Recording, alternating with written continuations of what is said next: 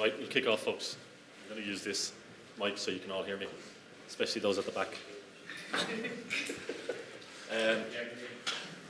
Welcome to our seminar on exploring evaluation and assessment in outdoor learning settings.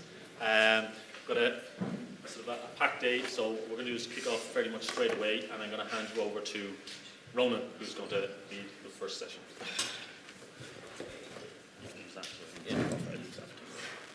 Thanks, Ed. Hey guys, welcome here this morning. So what we're going to have a chat about over the course of the day is evaluation and assessment. In a couple of contexts, so what I'm initially going to talk to you is just give you a general gist on it. I'm not going to give you a definition or stuff like that. It's something you're going to work on yourselves as a group, and later on in the day some of the others will introduce some different models which tie in with it, and they're hopefully things that you can use in your own workplace and your own practices. So just getting the gist of people in the room, what they do in their own workplace, their own background. Anything where it comes into your own workplace, the term evaluation or assessment, where you've heard it or you might do it in a day-to-day with your work. Anyone? Yeah, so my name is Andrew Deneen, and early years education is my main area, but also supporting adults who are working in that field too is important. And I think if people don't understand what is happening, for example, this concept of learning through play is very important for younger children. And sometimes parents or other members of the community who aren't experienced in the area want to just look at it and say, well, they're just playing, what are they actually learning? How is this going to support them going forward for other areas of development? So we kind of document like kind of a learning journal kind of concept, so that you show people, show them in a concrete representation in a journal how they're developing basically.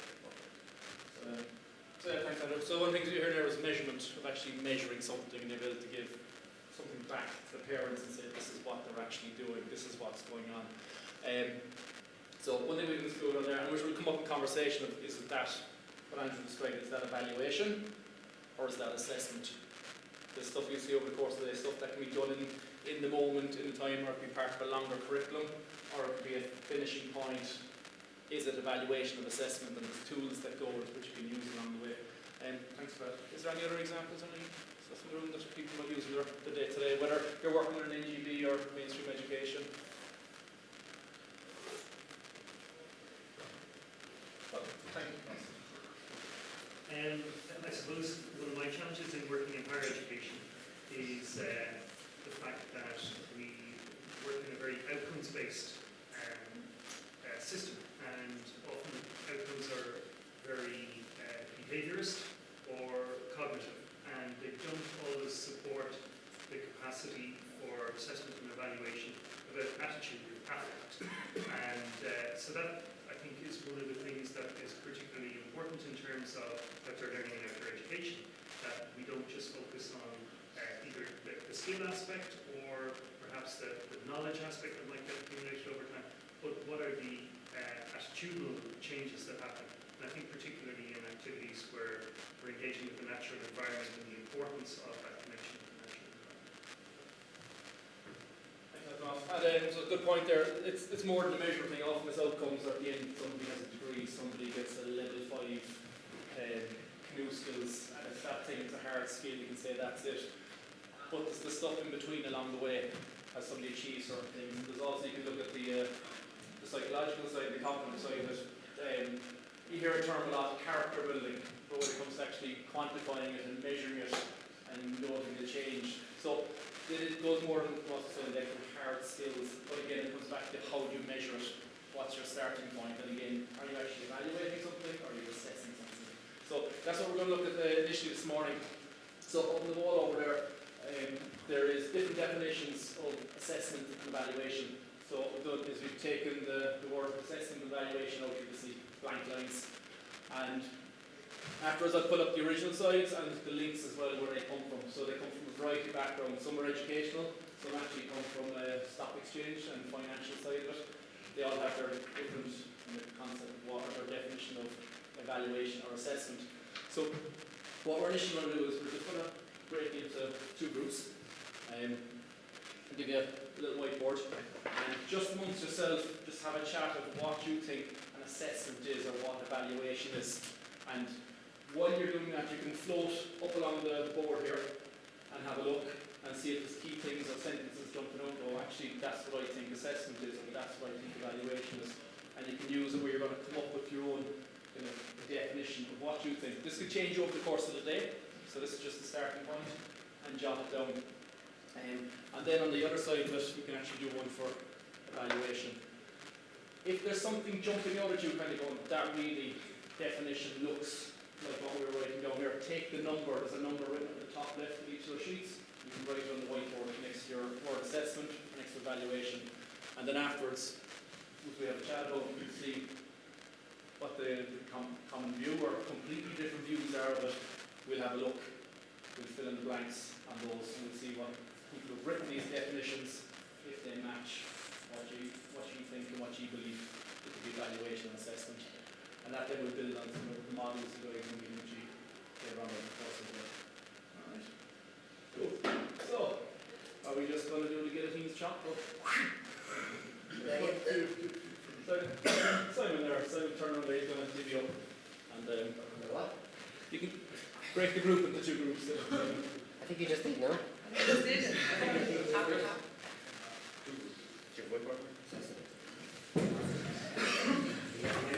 Yeah. Do you guys, anyone want to actually add to that? Or would you like to look at what theoretical definitions of assessment and evaluation up there? You get some maybe ideas before you try to find it. You know, because I struggle with the definition myself of different systems.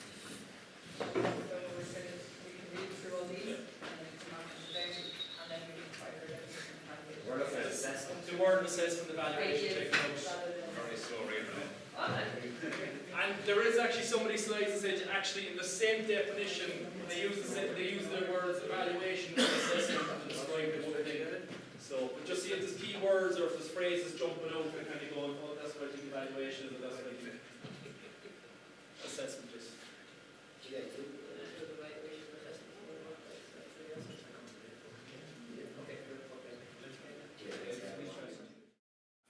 Right. Some of the things that stood out from us for it were we found that it transcended different disciplines. So we identified other things that were going on at the same time.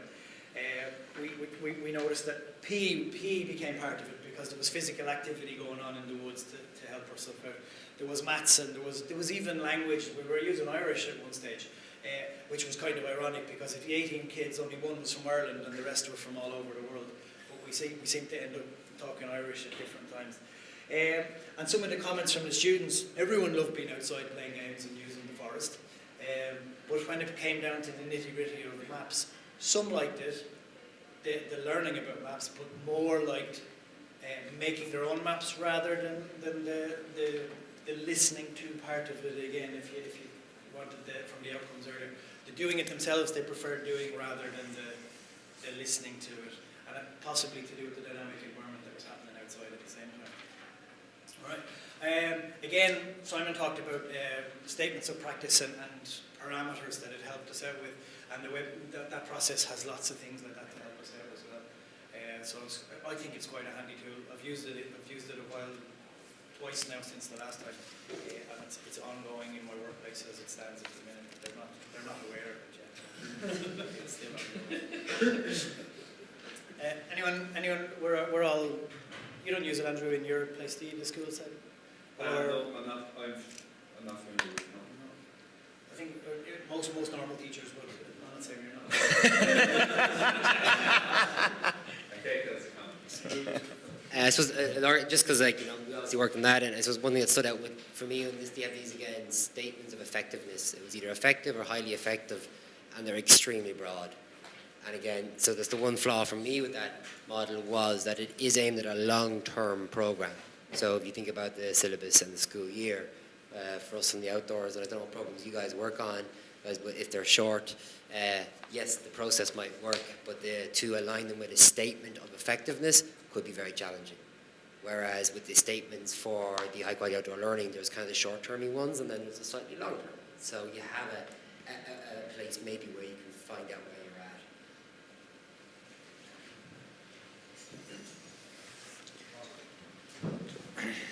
Thanks very much, Lorcan. Could I maybe inquire about what was the reaction from the teachers when you gave them your report?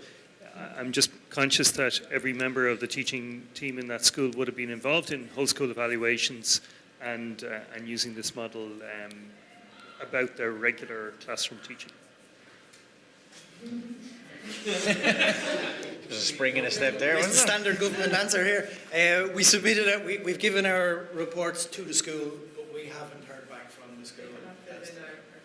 They haven't filled in our feedback form for us yet, so we're still waiting to hear about that. So it's on the shelf in there somewhere in the filing cabinet. But just on Simon and your statements of effectiveness, if you think of your scale on the HQOL as well, there was, if you were addressing 8 of them, 5 of them, and it's the same idea as well, isn't it? I think consistency is part of it as well. It needs to be there. Sorry, Tomas, don't.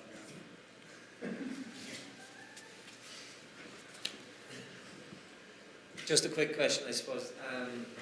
It seems suitably vague that you could run a mile in opposite directions with it.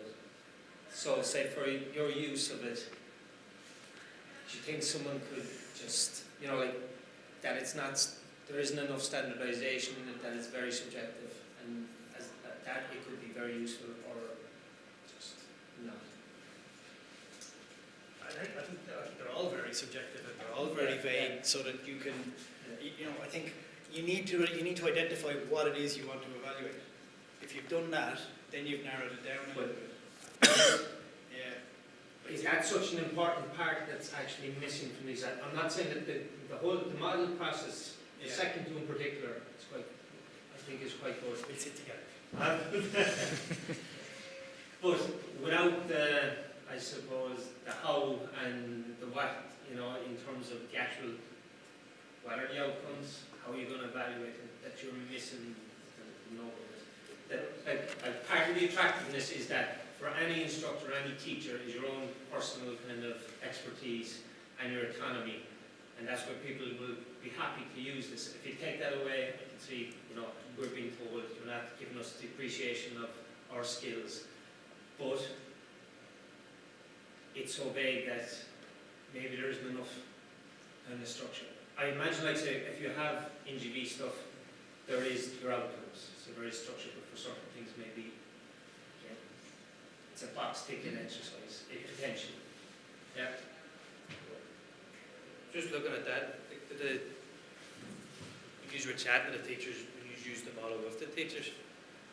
Is there a case that maybe back to what you're saying, that the teachers might, you're biased there, get bored of using it and then just run through the process quickly and then go, okay, Sheldon, I think you mentioned it earlier, the word, I can't remember what he says, a good practitioner, the teachers year on year get bored of this process and then just simply fill out the form because it needs to be done. It's just to build on that point, though, because I think as a class that we've discussed was what's critical to any of this is actually rigorous measurement tools, because all of these models are used with an aim.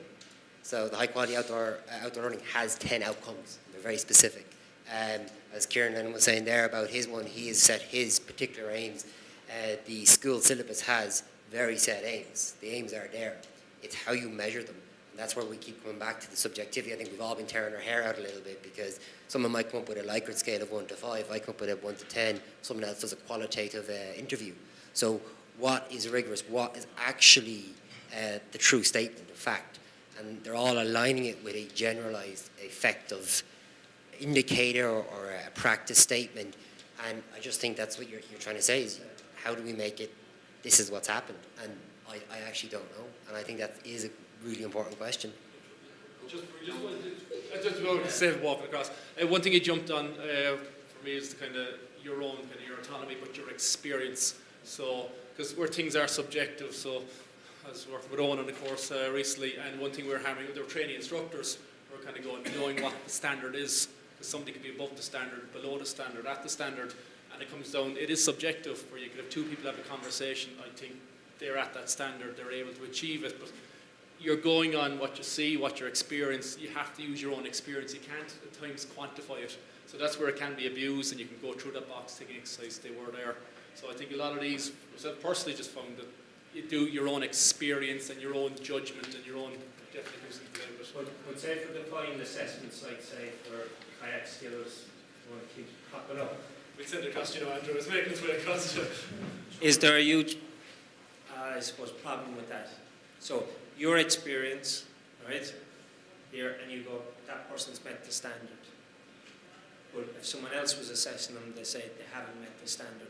So then the need for these models is to have more strict criteria to be objective, even if it means taking you, every other instructor, to come up, especially in NGB stuff, to say, look, we're agreeing that this is to take out some of the, I suppose, problems with that subjective nature.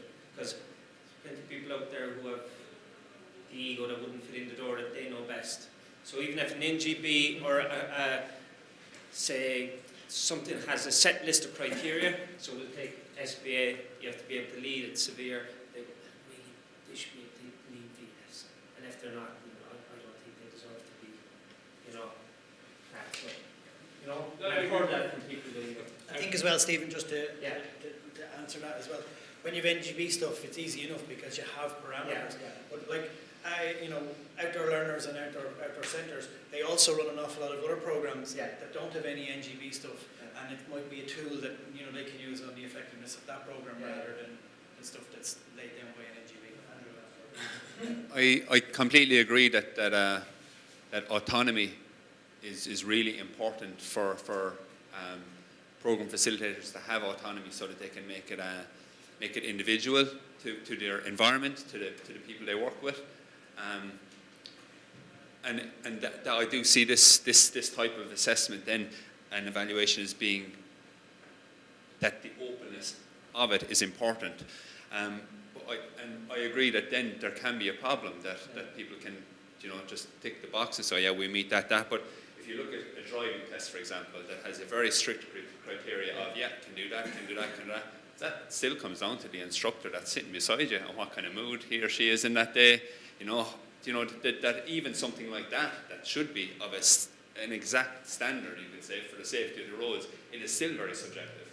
So I think that what is important is the teacher education programs, the early years education programs, the outdoor education programs, getting the right people in at the start of the program. Maybe not in first year, because you want first year to be more open and everyone to be able to experience. But as the year progresses, maybe it's not for everybody.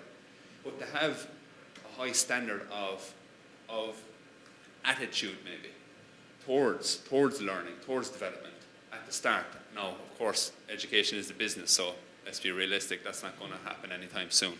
But I in my early years degree course in DIT, I worked with some girls, and their goal was they wanted to do this because it was a background into primary teaching. They wanted to go into primary teaching because they got 3 months holidays. Is that the people that we want in education? And I don't think it is. So trying to get the right people in and having high standards for training, teacher training courses is essential, I think. And then you can give them the autonomy because because they themselves have high ethics, high goals in their own working. So that then an autonomous framework like that can really can allow development and can be more individual for the environments that they're working in.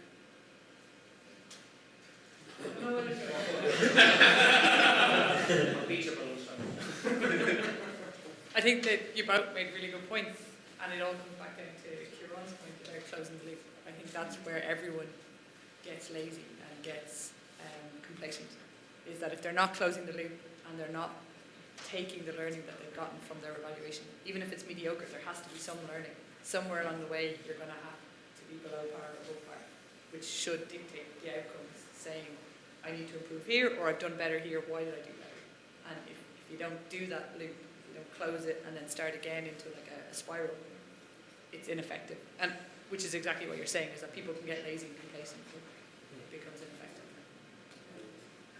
Is that quick enough? Beautiful. Yeah, so from looking at the three, say, models and what I took from what the lads were saying there overall, there are the models, there's loads of different types of models of evaluation and assessment out there.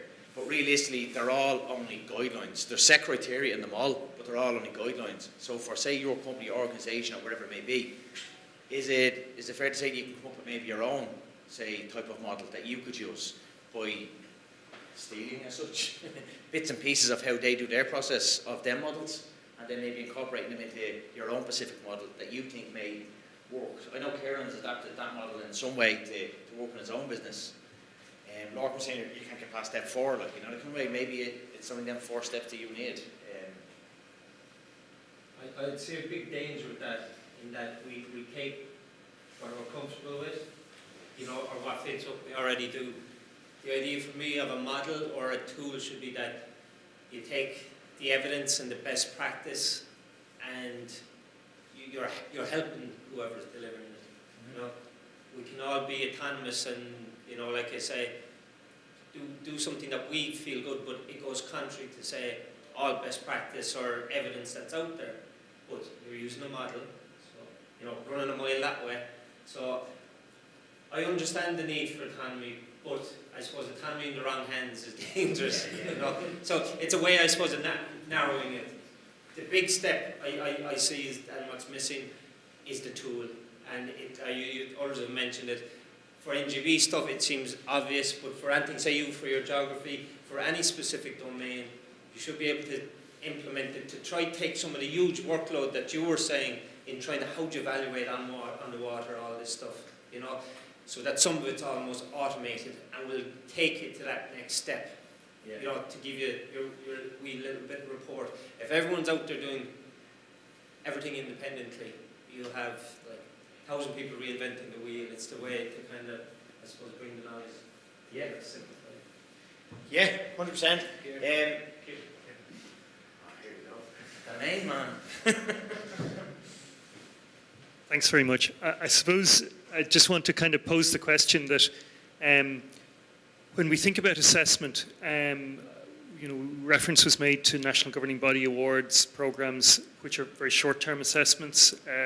You know, maybe the longest one that we might experience might be a mountain leader assessment over maybe 3 days. A lot of other assessments might be just over 2 days. We talked about the Leaving Certificate, you know, which is very much a terminal exam.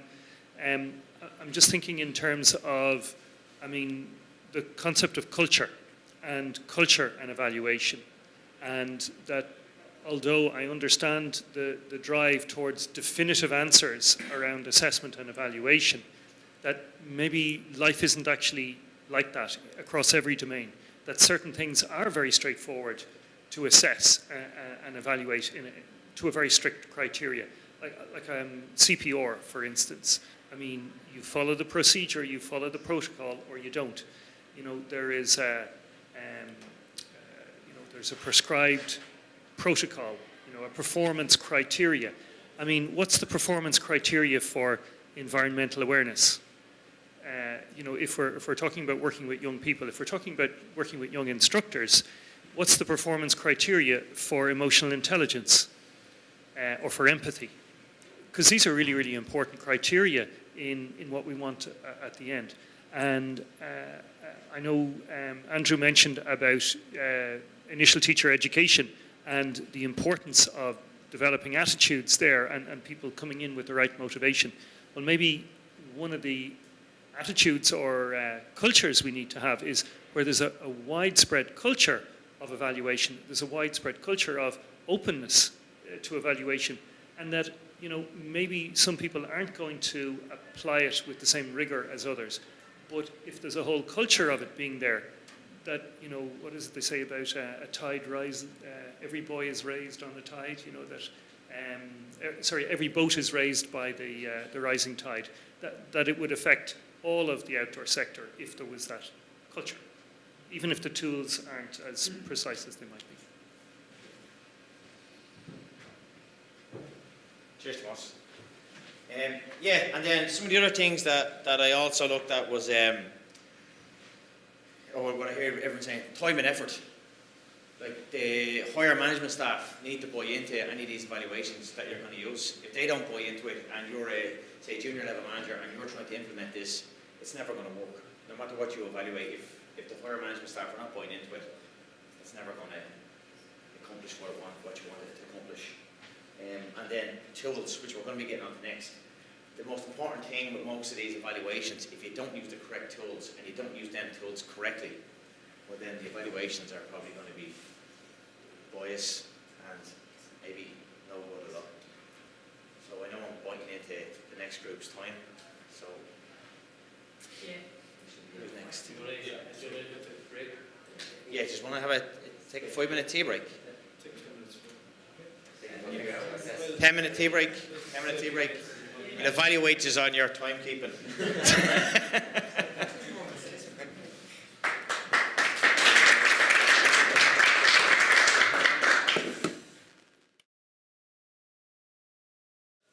Alright, so we'll just kick off.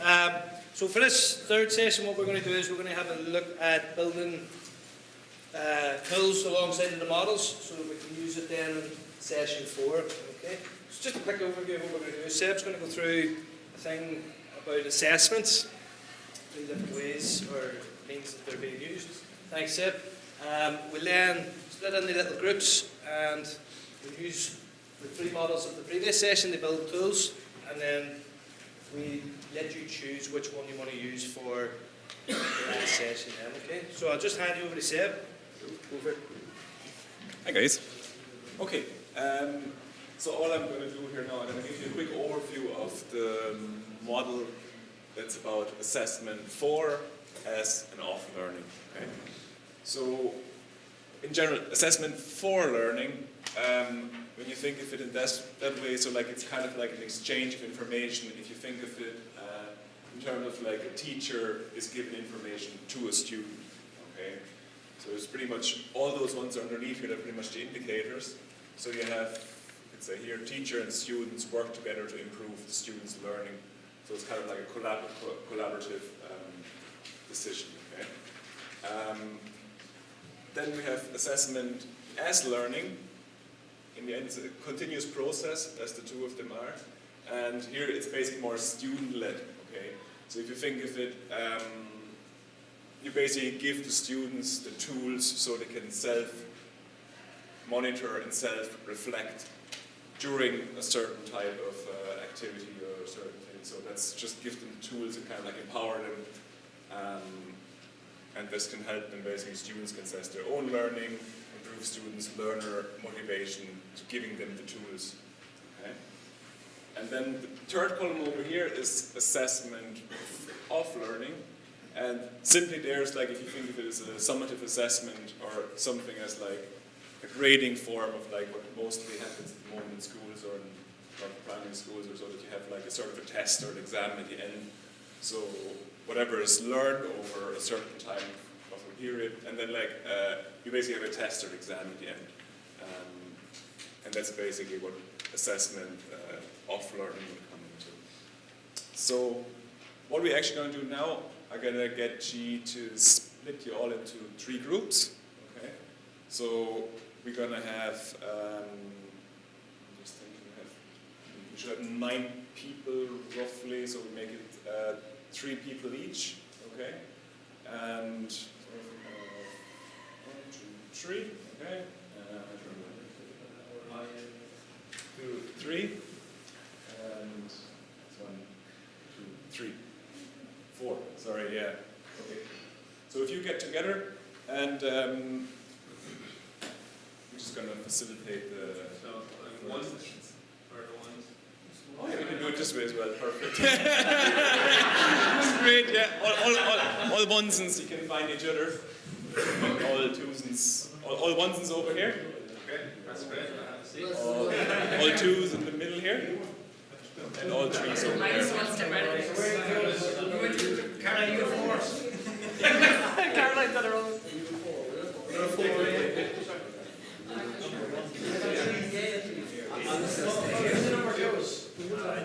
Who's in the middle?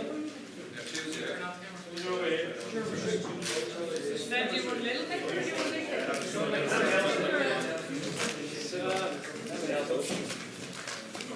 Well, they might as well steer with it. Or you?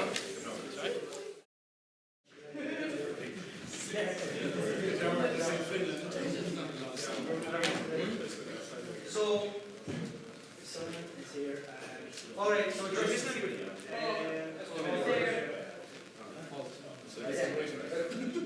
Okay, so I know it was only a quick snap up a couple of activities, but we seem to have developed some percentages and some averages and figures.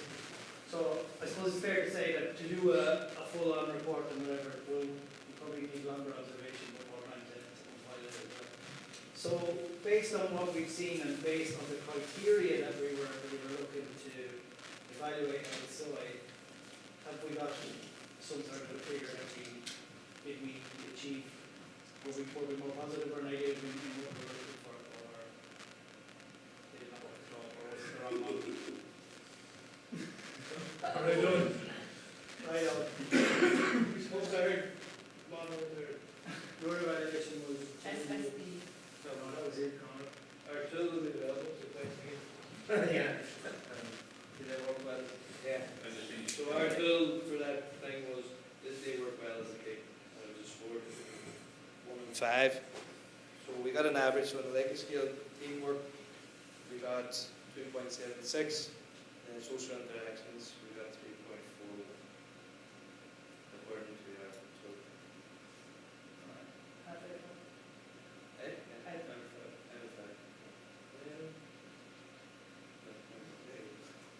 So we based that on the, even if you were to make it part of the HQOL scale from earlier, 5 was kind of halfway in the scale, were we? Yeah. Just below half and above half. How did yours go? We only looked at one of the things, which was group communications, and again we were using the high quality outdoor learning, and we felt that it fitted because of the nature of communication, and there was a lot of communication based outcomes in outcome 8 skills for life. So we based it on that. We picked 2 indicators, although there was 6 that we could have actually tried to measure, but for ease we picked 2. Team 1 we picked was listen to instructions and respond accordingly, and team 2 was work cooperatively in planning activities and problem solving. Again, just like the guys over here, we did a Likert scale from 1 to 5 for each game. So for example, in game 1, which was the number line, in terms of listening to instructions and responding, we got an 80% score. In terms of cooperative work together, we got a 60% score.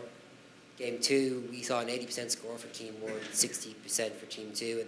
And that's how it worked out. I suppose what was interesting was maybe for the zipline game, the time, distance, speed thing, was for the cooperation, it was a 40%. But you have to take note of things that the game itself or the activity didn't lend very well to cooperation because the group has been split up.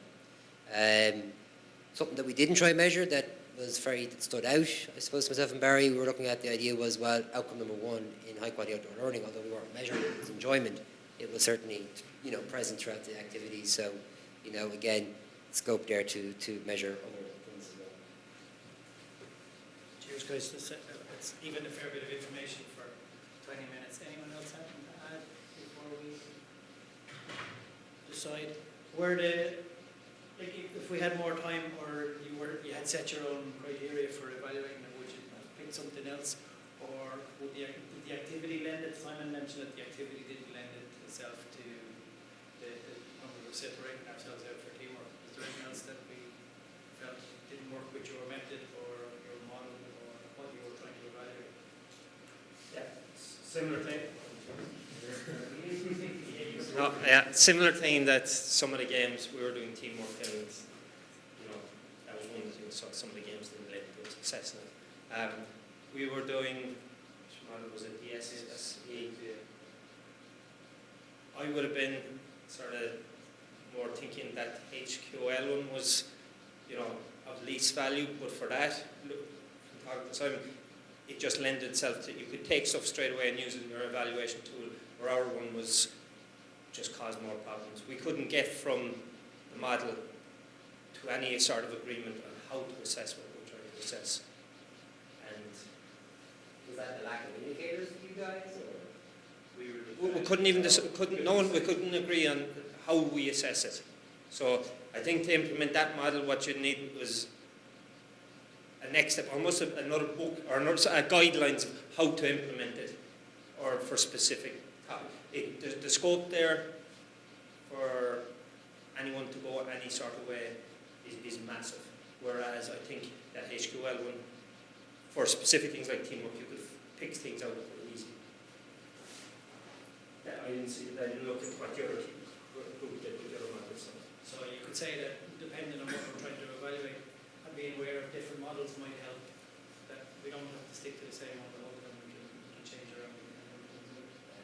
Barry had some interesting points because I think in some ways he quite very much disagreed with the process that was kind of at play, because for him it was, well, the activities haven't been designed with these indicators in mind in terms of the high quality outdoor learning or the outcomes, which was kind of an interesting perspective, because what he talked about was, should the activity not be designed to hit these things? And I think it's also a valid point. But I suppose to combat that was, there was a long list of indicators in high quality outdoor learning. The school ones, they have numeracy and literacy checkpoints, which you could have possibly used as your roadmap, though, to marking. Like they don't have the primary school syllabus or the secondary school syllabus to take on. So on the SE syllabus, on the, when you go to the curriculum website and on the SE syllabus, they break it down. So you could have intercommunication, you know, and there's really good indicators that you can then just plot into the model or the tool, which would make it much easier for you rather than you guys trying to reinvent the wheel and come up with them, which would then lie itself. Because it would say like third, fourth class, you know, they want these headings. Second, you know, for a second class, they want these kind of headings. Fifth and sixth, they want these, which in theory would help speed up the process. This is Barry's feedback. He really felt, actually was interesting to talk to him, because he said, really, who in the right mind is doing this? Like the time, the money, the energy needed. He just thought, like, who'd be doing it? And obviously he said it's needed, but he did kind of wonder how you would achieve this in reality. So maybe food for thought for us. It is something, we all do it, but it's more of a subconscious thing rather than a deliberate method to go out and do stuff. Maybe, I don't know, is once a year enough, or once every 2 years? I think schools only do it every year. I just got a text there from somebody who's not too happy. In 12 years they've got a whole school evaluation, so the Easter holidays are just going to come up. But yeah, so even the mainstream curriculum, there's no set time of when a school, when a school will get a whole school evaluation, and it got mentioned earlier, they do stuff within the school in this model that Larkin was talking about, which can build up to their own evaluation, but the one that's done by the, so yeah, it's 12 years it's coming after Easter. In the early years, the approach is kind of that you form each individual child has a learning journal, and then the group has not everyone's doing this, but the group then would have a group learning journal too. So if somebody's coming in to assess, or an inspector or whatever is coming in to have a look at what's happening, literally you can pick out any child's journal and say, well, this is what they've learned, this is, each individual point is being hit. So it's done in a very kind of that it's happening all the time, you know. Yeah, it's like and there is extra work in putting, like in say printing off photographs of the child's work and sitting down with them and going through, well, what did you do and what did you create here, and getting them to discuss. But that's part of their learning to reflect then also. So it's like it's kind of assessment as learning almost, and I think that type of model. And it is extra work, but the thing is, that extra work adds to the quality of what you provide. So it's not as if it's extra work just for the sake of it being extra work. It also informs your practice going forward, but it raises the quality of the practice as well in itself, you know. So Is it all right to wrap up there?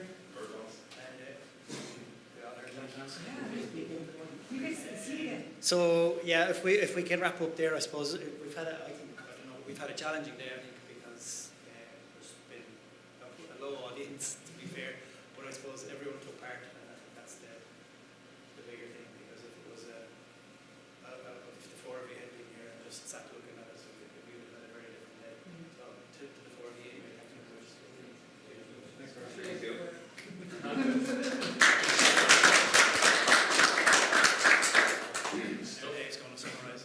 Yes, I'm going to summarise the day. Summary of the day was very good. I'm not going to stand in the middle of the circle. You don't have to move around too much, just Simon used to do. Okay, so yeah, obviously a sort of a challenging day. You obviously had a plan and you rolled with the way that the day went, which was great. A couple of things that we'd like you to ask you before you go. This is obviously for everybody, okay? So just in terms of your own thinking. We have 3 questions up here. They're not very legible because I was sitting back there and I couldn't read them, but that just might be my eyesight. So a couple of things, and you can express your opinions on them here, or you can just use them as a takeaway to go home and go, right, okay, what did happen there? So what can you take away from today? So what are the key things you can take away from today from all your interactions? Why are you taking those things away? Okay, and then how will they influence your practice going forward? So those types of 3 questions, because the last one probably particularly is the critical question. How is it going to influence your practice? And if we think back to what Tomas had mentioned earlier on about developing a culture of evaluation and assessment as being sort of the ideal, and not necessarily saying that maybe all evaluations or all assessments are run at an appropriate standard, but if you are the torchbearers going out there with the knowledge and the motivation to actually evaluate appropriately using models which have been rigorously tested, well then maybe that's, as again going back to what Tomas said, the tide as it rises will sort of carry all the boats up with it. Okay. And it's a key thing that we'll be talking about over the next few days as well, about this whole idea of, how are we going to make things influence our practice? We can talk a lot about it, but we actually have to go out and do it. And if we don't do it, well then we can't expect anybody else to do it for us. So I suppose another key thing that we also need to think about is that we need to be very honest with ourselves about the amount of evaluation and assessment that goes on within our own work practices. And I'm not talking about NGB assessments because, I think a lot of people are involved in NGB assessments or assessments within their workplace, which are fairly much standardized. They've been around for a long time. In fact, some of you might have been directly involved in influencing the standards, influencing the approach to assessment from that NGB perspective.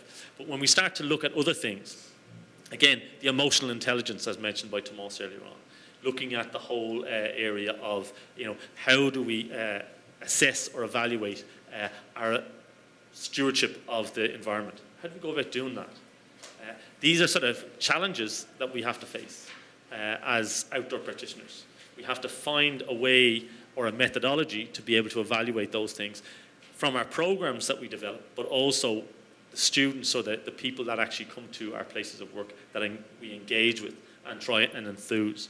We actually have to try and be able to both assess that and to evaluate the programs that we run for them that will facilitate those. I know from very specifically about a mountaineering perspective, most of the mountaineering assessments, they're very much hard skills assessments. They don't assess any soft skills.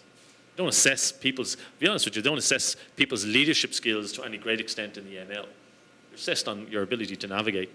Hopefully you'll learn the leadership skills along the way, but they're not assessed. There's no, if you go into the syllabus, there's no formal place in them saying, well, this is the standard of leadership that you have to be able to demonstrate. That's very subjective. And we talked about subjectivity earlier on as well. There was a lot of that sort of mentioned, that how do we know what people are assessing or evaluating, and how can we avoid it being influenced by a person's preconceptions of a particular program or particular person. Well, the thing is, we can't unless we're actually diligent and professional about it, go about it in a professional way, and be willing to take criticism. Because all evaluation will, at some stage, point back to a flaw in our own practice that we have to be willing to be able to take on and move forward with, to change. And change being the biggest part of it. That it's great doing an evaluation, but if nothing comes out of the evaluation, well then, what was the purpose of the evaluation? And I mentioned, I harped on about this a lot during the module, about find the purpose for the evaluation, the real true purpose of it, and then at the other end, hopefully you'll come out with some answers that will have a direct influence on achieving that purpose. So there's a few thoughts that I had just over the day. I didn't sort of speak much at all during the day, but it was just great to sort of listen and see what was going on. But to come back to our 3 questions, what can you take away from today, why, and how will it influence your practice? Does anybody have any thoughts on any of that? Can I just ask again, you said it the first time, but what do you mean by the why bit again? Well, you can sort of say, well, I'm definitely going to, what did I take out today? Evaluation is important for the learning process to be evolved. Okay, so that's a statement you could say, but why is it important? Who says it's important? What value does it have? So that's what I mean about the why. It's looking at the deeper underpinnings of why we should evaluate something in the first place. And this, again, comes back around to our purpose. You know, what are we here to do? And a question I'm going to ask you guys tomorrow is, what is the purpose of education? So you can think about it overnight. What's the actual real purpose of education? And I don't mean the neoliberalist idea of education. I mean, what is the true purpose of education? And the second is, what's the purpose of outdoor education or outdoor learning? What purpose does it have? Does it have any purpose? Right? So key questions like that, they all sort of link back to the same thing. If we don't have any type of an evaluation of our practice, we're not going to be able to answer some of those questions. So does anybody have any ideas on these questions? Any thoughts on these questions? Scratching the head. Stephen? I suppose, I'll go back to what I was harping on about. I think that these models definitely have their place, but there's a huge gap, void of how to implement them, and whether it needs to come from a kind of academic, theoretical sort of background, but whether it is soft skills like emotional intelligence. There's enough information out there now, or understanding, that we can think of ways where use evidence-based or research to say, look, this is what you need to assess, so that people aren't just randomly going, oh, that's emotional intelligence to me, that's how I'll assess it. So there needs to be a way of transferring the stuff into some kind of hard guidelines to make people who necessarily don't have a lot of time, who are working for themselves, so that they can actually implement this and not try everyone reinvent the wheel, I guess. And the why for that is that I think one is going to improve the way whoever's kind of instructing, it's going to improve what they can do, but ultimately it should be student focused. And your aim, whether it's to get someone to pass an assessment or if it's just to give them a good day out, should be them, you know. So anything that can improve their learning, their continued kind of involvement in it, should be a kind of priority for anyone that's involved in it. What's the last thing? How will it influence? How will this influence your practice? I don't know. It would be, I suppose, to try to take that and implement it. It's just like, how can you, first and foremost, increase your knowledge so that you can actually evaluate stuff. So whatever area you do. Okay, so there's some interesting things there about, one, is that we all have to learn a little bit more. We all have to go into places that we don't normally, sort of areas that we don't normally sort of involve ourselves with or engage with, and learn a little bit more about them, so that we can come up with those sort of evaluation tools to be able to evaluate things like emotional intelligence. We have to have an understanding of what it is, and not just a general or vague understanding that we have in our own heads, but something that's sort of, again, that is scientifically sort of backed up. And the other thing is that we need to have tools which have a certain amount of, evaluation tools which have a certain amount of rigor to them, because that gives credibility to your evaluation then. Because nearly all evaluations, in reality, they're developed and they're supposed to be viewed by the stakeholders of the actual, the organization or the group that you're working with. So for them to have, for your evaluation to have validity, it has to have rigor so that the actual other stakeholders can believe in it, and that it's actually it is actually a true reflection of what goes on. And how that influences our practice, realistically, will definitely mean that we actually have to go and push our own boundaries of our own learning, and start sticking our noses into places that we didn't necessarily think we'd be going when we started off in the outdoors. Anybody else? One last thing, I'll pick up on a point you said. Just on, say, in terms of the NGBs, where there is, say, where you were saying the ML or whichever, an absence of stuff to do with, say, leadership and these other things. there is a need for NGBs to have a rethink. And I know, say, like, they are changing, say, like SPA, and, you know, there's going to become rock climbing leader, and they're doing stuff. But if it is important and viewed as important to have leadership skills, that they are given a defined place and a way of being evaluated, you know, and coming from the top down. And I don't know, in other areas, can that be done as well in other forms of education? Because expecting individuals to come up from it from the ground up, yes, they can do it, but whether it'll work. So, you know, a rethink on some of those things that you're saying are missing. Yeah, I think, well, we're in an interesting position because we work in a large education sector. So the sector is quite sort of, I suppose, you could see it as enormous on its global scale, but it's quite large even on a sort of a national level. And we're also involved on the fringes of that within the outdoor education, outdoor learning sort of aspect.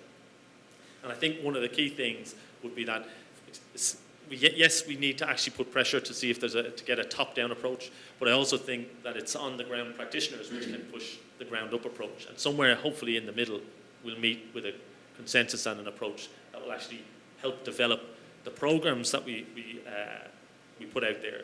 That will, I suppose, inevitably, they're for the benefit of the people that actually engage in the programs, which are the young people who are the sort of the leaders of tomorrow. Anything else? Anybody else want to contribute?